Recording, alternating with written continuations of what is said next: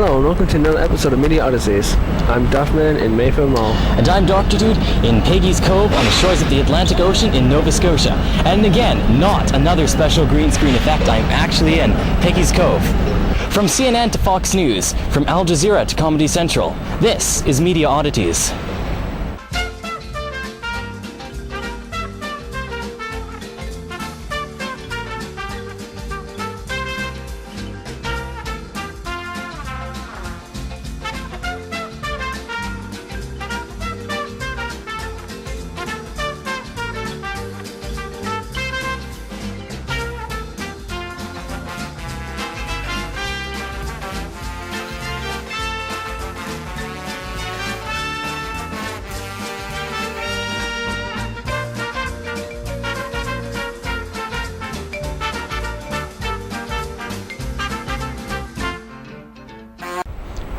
Hello and welcome to this Media Oddities hosted from Peggy's Cove, Nova Scotia on the shores of the Atlantic Ocean.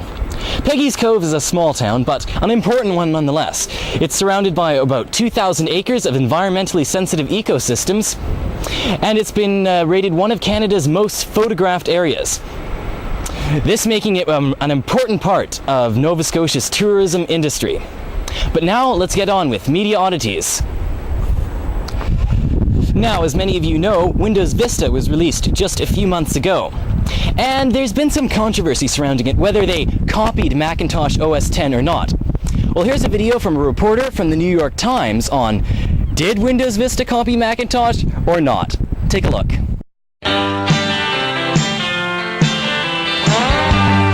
Hello, I'm David Pogue.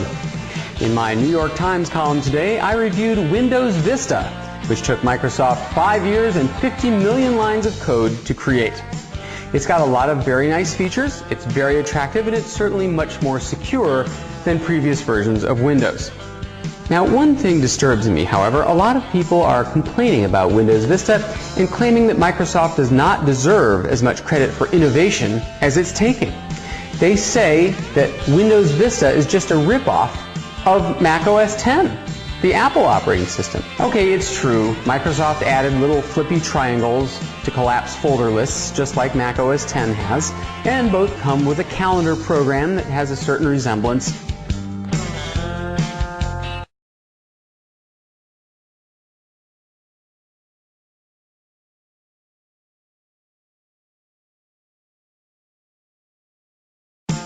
And yes, there is a photo organizing program that sort of smacks of iPhoto. But you know what? This is all just superficial stuff. I think that all the complaining about Microsoft ripping off Mac OS X is just sour grapes by the Apple fans. And in today's video, I intend to prove it. I'm going to prove that Microsoft did not steal ideas from Mac OS X. Let's begin, shall we? This is how you find things in Mac OS X. You hit a keystroke, you type in what you're looking for, and Spotlight, as the feature is called, finds all the files, folders, and email messages from your entire system. Well, now they have that in Windows Vista too. Up pops the Start menu, you type what you want in this little box. But is this a ripoff of Apple's Spotlight feature? It is not. How can I prove it? Watch again. Apple's search menu is in the upper right corner of the screen. Microsoft's search box is in the lower left corner of the screen. Not the same thing at all. Let's move on. Vista comes with something they call the sidebar. Handy little single-purpose programs that track weather, track stocks, convert currency, and so on. Apple has had a feature very similar to this, but is this really the same thing? I think not. Apple's little pop-up programs are called widgets. Microsoft's are called gadgets. Widgets, gadgets, not the same thing. Let me give you another example. For several years, Mac OS X has come with this very cool three-dimensional chess game. In Windows Vista, there's also a three-dimensional chess game. I know, looks like a total ripoff so far.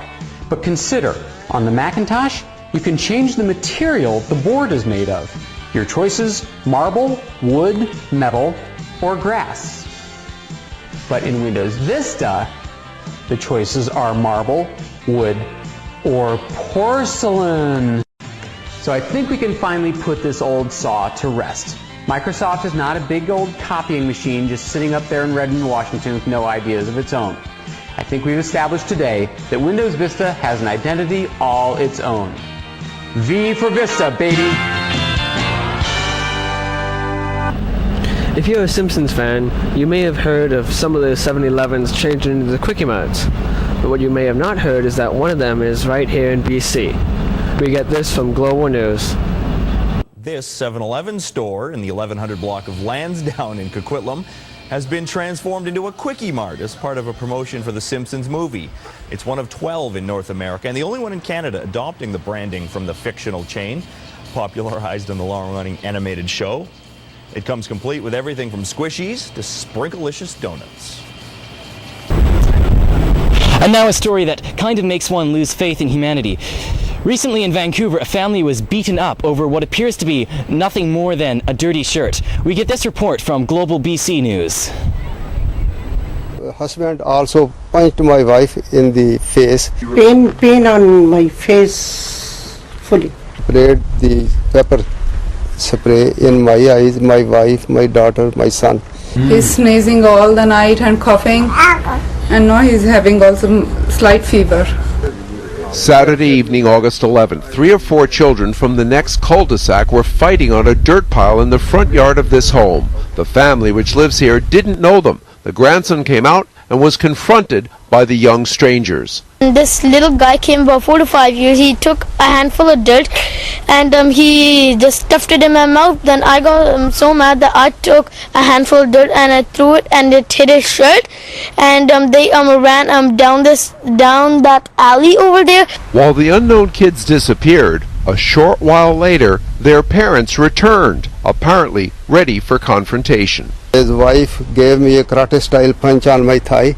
She became so aggressive, and You didn't hit her; she just hit you. She just we could never raise my hand against a woman. After that, he pounced on my elder son, who was standing on my right side, hit him on the face. Husband also punched my wife in the face, here and in the belly. So a man punched your wife in the face? Yes, she was standing by my side. She was rushed to Surrey Memorial where She earlier had an operation on that eye, now black and blue. After all the blows, the whole family was pepper or bear sprayed. when the fight started, he took out the can and sprayed, pointing to our eyes, all of us. And this wall was plastered yellow with that spray. The spray filled the house. His 3-month-old grandson was taken by ambulance to hospital. There is a sticky discharge from his eyes. He's sneezing all the night and coughing, and now he's having also slight fever. The family is still waiting to hear from police. There's no indication whatsoever, but from what I've seen in the files, that this is a racially motivated incident at all. The family's assailants, a male with short hair, sleeveless t-shirt, and tattooed arms, and his heavy-set wife, remain unidentified and at large. And finally today, we always hear how the internet can be a force for bad things, piracy and the like. Here's a story of how YouTube was used to capture some crooks who broke into a Vancouver area store. Power of the Internet. A video posted on the popular website YouTube has helped New Westminster police nab a suspected crook. The owner of Games Deals on Columbia Street uploaded footage from his surveillance cameras. It showed a couple of would-be robbers casing the store, and then one of them throwing an object through the window in the early hours of April the 3rd. He ransacked the place and made off with a number of video games and computer equipment. Someone recognized the guy from the YouTube video and contacted police. A 28-year-old suspect, Robert Paul Parakulski, has now been charged. And just as a final note today, if there's any videos that you want to see appearing on Media Oddities, don't hesitate to contact us by leaving comments here on our YouTube page, or you can also send us an email at inet.co.nr@gmail.com, or check out our website at www.inetonline.co.nr. For all of us at iNet, thanks for watching, and we'll see you next week right here on Media Oddities.